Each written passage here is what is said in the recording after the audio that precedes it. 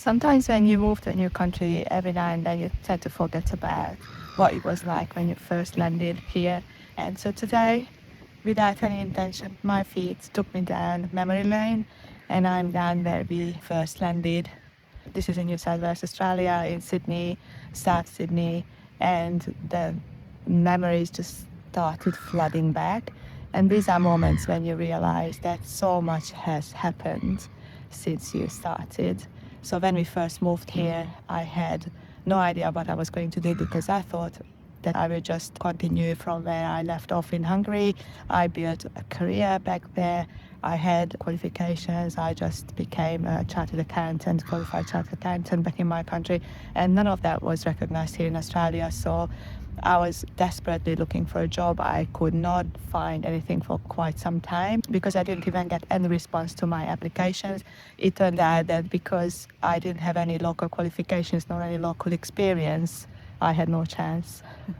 And so somehow I ended up with a job at a job services provider, which is kind of funny.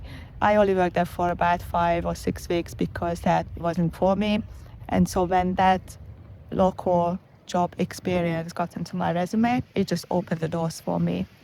I applied for one job afterwards in the city, which was in my profession at a bookkeeping firm, and I got that job straight away. So that was it.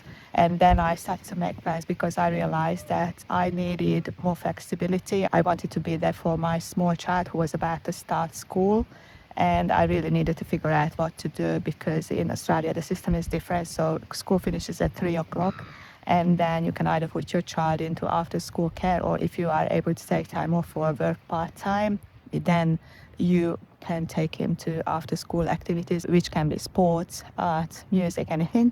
So we realized that he actually needed more time with me. Obviously, he was very young. And so I made a plan, figured out that my path would be to work towards my BAS agent registration, which is becoming a registered licensed BAS agent. BAS agents are the people who can actually run a bookkeeping practice and serve clients who are registered for GST and provide payroll services. So I really needed that qualification and that license. And what I needed to do was to work and gain 1,000 hours, and also needed my boss to sign off on my hours so I could actually use those hours for my registration as a professional experience. And I also had to go back to study, so I had to start everything from the very basics, which was ridiculous, but this is what I needed to do in order to get to my goals. So I set the exams and I finally got the qualification that was required for the BAS agent registration. And by that time I also gained the 1,000 hours, so I applied and got my license.